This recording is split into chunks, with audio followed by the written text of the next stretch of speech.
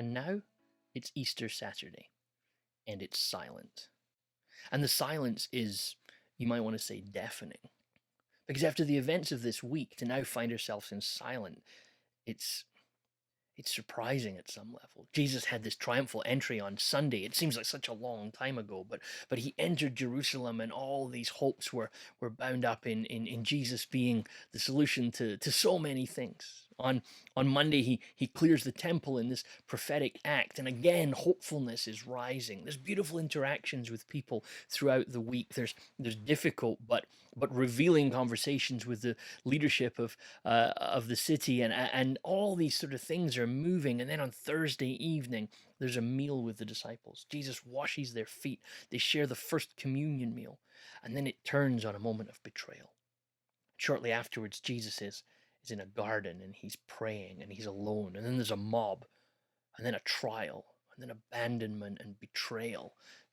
And Jesus is denied, and then ultimately he's crucified. And we find ourselves on Saturday, and Jesus is in a tomb. I sometimes wonder what it was like for the disciples on those early days.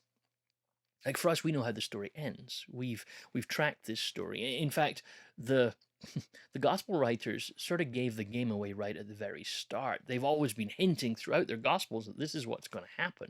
It's just that the disciples didn't quite track with it. And in fairness, it was a big thing to imagine. It was a huge thing to think about, that Jesus would come back from the dead. And so for them, Easter Saturday is a very different day than it ever is for us, because they didn't know how the story was going to be. And so they find themselves probably a mixture of emotions. Like, how would you be if you were one of the disciples on that first Easter Saturday? Perhaps all of the emotions of grief would be going through you. I mean, you gave up your livelihood, your career, your way of doing things. You stepped away from what was familiar to yourself with this promise that Jesus was going to bring in God's kingdom, and now he's dead. And what do you do? I imagine feelings would be very similar to how we process grief, wouldn't it? Moments of denial that this really happened, to moments of anger, I can't believe we're in this sort of situation, to just acceptance and giving up sometimes.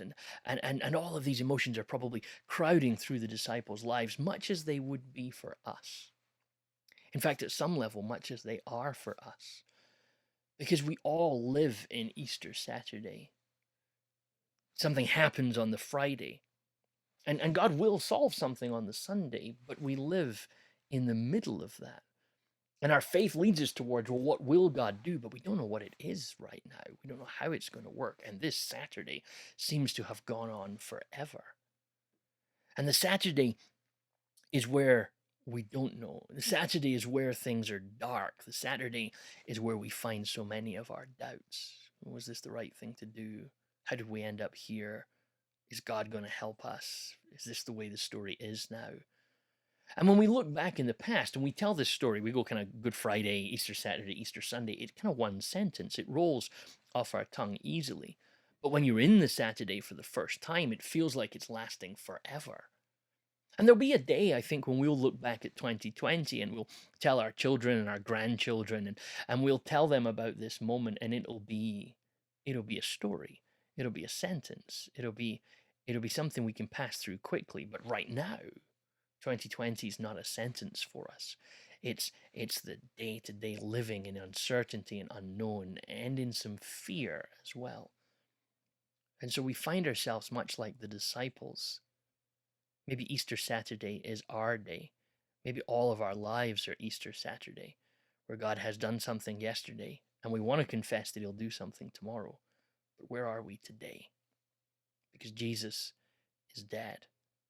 And it feels wrong to say that. And I've been teaching Bible for a long time and pastoring in churches, but it still feels wrong to even say the words regarding Easter Saturday, that Jesus is dead. And that can't be right. That's not how this was supposed to go. That's not what we signed up for. And we start to live through the disciples' experience in our own life, and it feels familiar to us. It feels like this is wrong, that Jesus is dead. But if Jesus is dead, that tells us some things. we now understand that Jesus really was fully human. Like, we so often talk about the sense of the humanity of Jesus and the divinity of Jesus, and there's often this question, like, how human was Jesus really? The writer to the Hebrews says that that Jesus was tested in every way that we are. So now we see this come truth on this Easter Saturday, because Jesus is dead. I mean, that's about as human as you get. That is fully into the human experience. Is there anything that Jesus goes through that he can't relate to with us? The great theologian of the church, von Balthasar, said that if Jesus has died, then that means that there's nothing we can go through that he hasn't gone through before us. That there's nothing about the human experience that is unknown to Jesus. If you're experiencing it, he has too.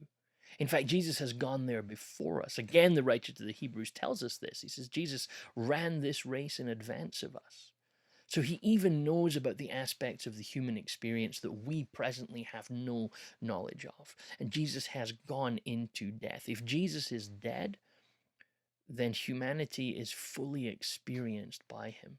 Jesus is fully human, and therefore that means he's with us even in death. Now, when we first said that Jesus was with us, that was way back at Christmas time, wasn't it? And Emmanuel was proclaimed, God with us. And that was super easy to believe when we saw this baby. That was easy to believe when we see this baby in the Christmas story, and we say, yes, God is with us. But did we realize the extent of that? Did we realize how much it was true that God was with us, that he would even be with us in death, not as some kind of bystander watching over and just trying to decide what this looks like from afar, but that he would experience death and be dead with us? So whatever you're facing at the moment, whatever it is that you're going through, Jesus has gone through it too, and he is with you in it. And that speaks to us on our own. It speaks to us on the behalf of our loved ones, that there's no place, there's no space we can go. The psalmist knew this. There's nowhere you can go that God isn't, and that God hasn't been there, and that God hasn't experienced that with us. Of course, this is really important, because if Jesus is going to go through death and Sunday will happen, Sunday will come, then that has some sort of implication for all of us, if you think about it. Because if Jesus is living out the human experience and modeling for us the human experience, then if Saturday is true, then Sunday is true also. Again, St. Paul knew this.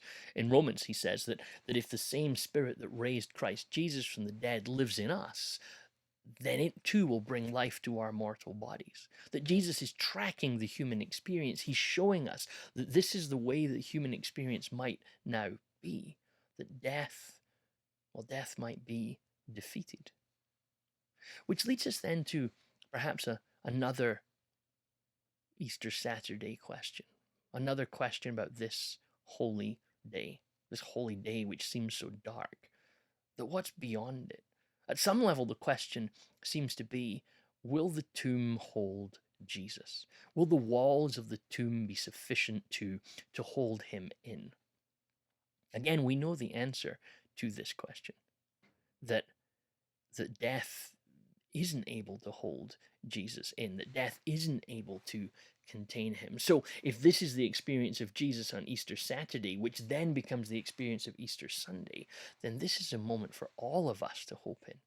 That even in the midst of this incredible darkness, in the midst of this tough and difficult day, there's still hope. Because the walls of a tomb are not going to hold Jesus. The death won't get the final word. And this question seems apt for us right now. Like, is Jesus going to be defined by the walls of this tomb? This is a question for us as the church right now, where we're in our own homes and we don't get to come to the one building that we ordinarily meet in. Are the walls of our homes going to define the extent of our Christianity? Are they going to define the extent of how much we follow Jesus? Or are we able to, through all sorts of different methods, still live out this incredible call that he's put in our lives? And what about us as a church? That we can't all come together. Now we find out that the church has broken out of its walls, which brings us far closer to how the early church was. For many of their original years, they didn't get a chance to meet in buildings. They didn't have the privileges that we have today, but the Church of God was still working and moving because of perhaps what they learned on that Easter Sunday. That even though on this Saturday it looks like they're bound up and it looks like the story's over and it looks like the walls of the tomb have won, we know that that's not how this story is going to end. So Easter Saturday is our day because we live in its darkness, we live in its uncertainty, we live in the unknown of when tomorrow is coming.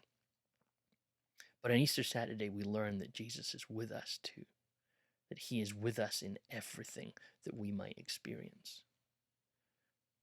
But of course, then Easter Saturday leads to Easter Sunday.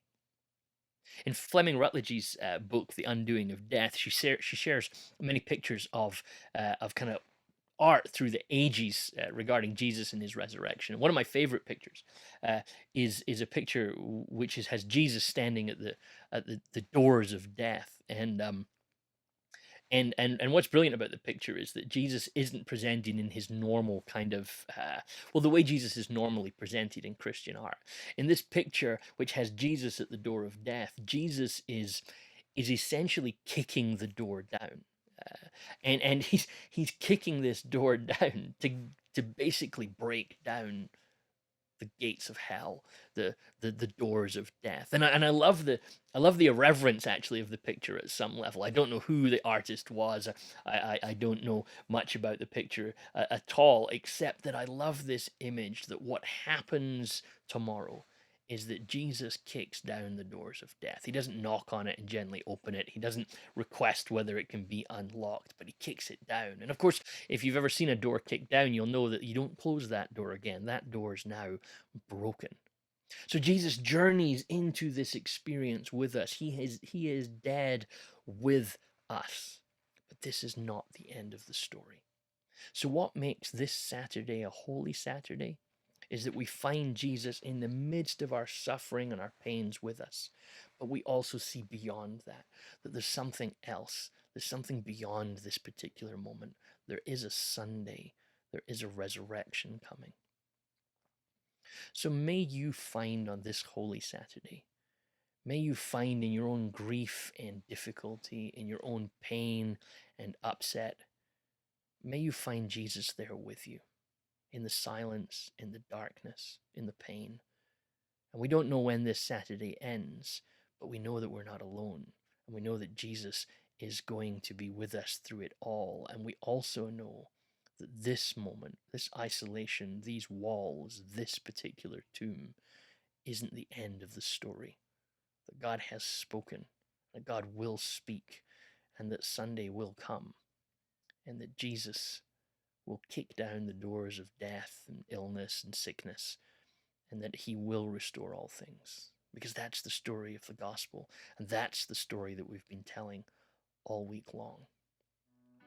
So may you today find yourself surrounded by the grace and peace of a Jesus who kicks down doors to set us free.